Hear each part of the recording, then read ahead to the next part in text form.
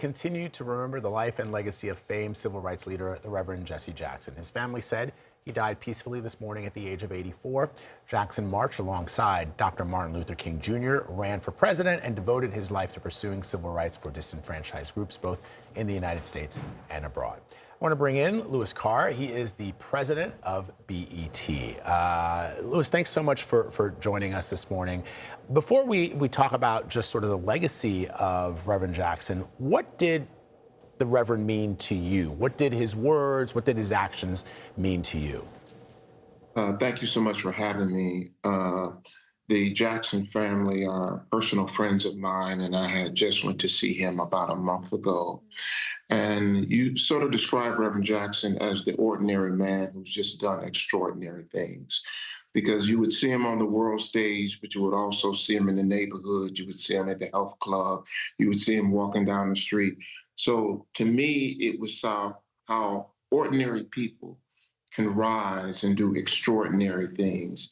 His impact on my life was leadership, courageousness, and just how one individual can make a change if they're very intentional about it.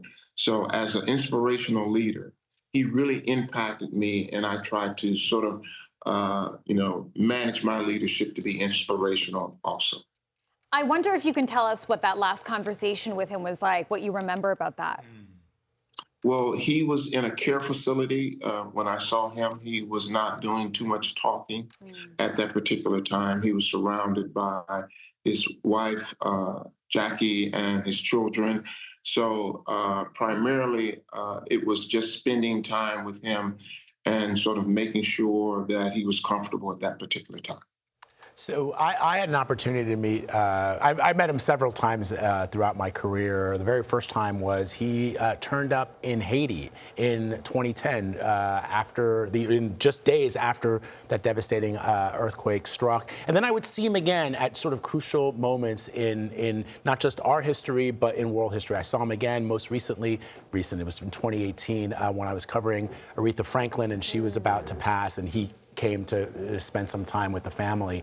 I want to talk, Louis, how we've been talking a lot about how Reverend Jackson changed the landscape of politics, how his goal was to speak for those who were excluded, marginalized, disenfranchised. Dr. King's dream, he widened that circle to say everybody belongs in that dream. But specifically in terms of the media, you're at BET.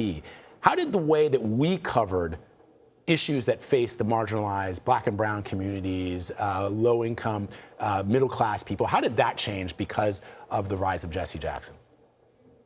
I think he broadened the lens for everybody because, as you just said, the disenfranchised, poor people in general, whether you were Black, brown, green, yellow, white, whatever, he really was concerned about how you were able to navigate, how you were able to live, and how you were able to function in the world today.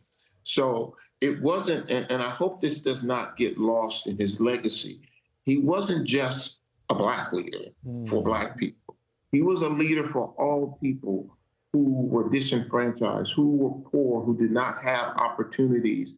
So, when you think about politics, but you also think about his work on Wall Street, you think about his work in corporate America to say provide more opportunities, to provide loans, those type of things. So I hope that that legacy doesn't get lost in all of the things that we're going to hear over the next week or so.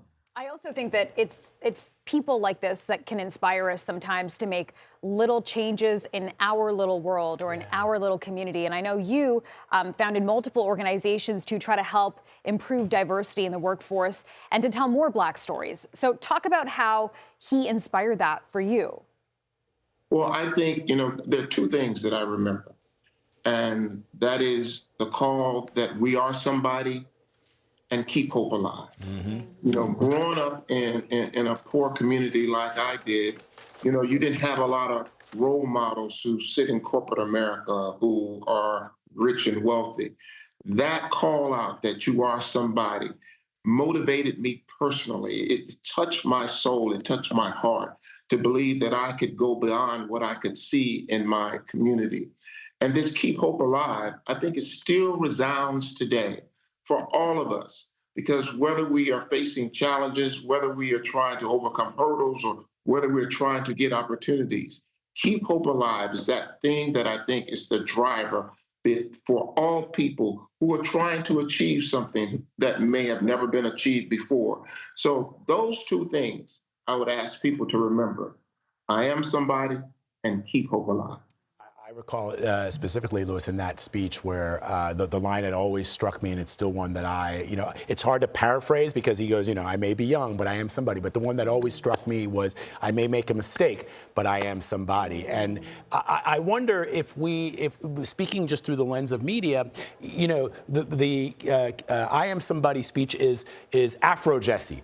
Jesse with the afro and the sideburns and fiery Jesse, right? And by the time he's running for president, the second Black American to ever do so after Shirley Chisholm, it's like he's like the unifier Jesse, right? I mean, and when you think about how BET is going to look back at his life and legacy, I mean, those two Jessies exist, but which is the one that is more relevant today, do you think?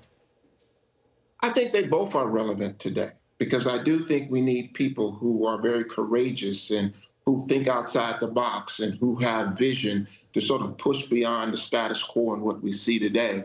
And when I talk to young people, I tell them to be courageous, think outside the box, don't let people keep you within boundaries. So I think that is relevant.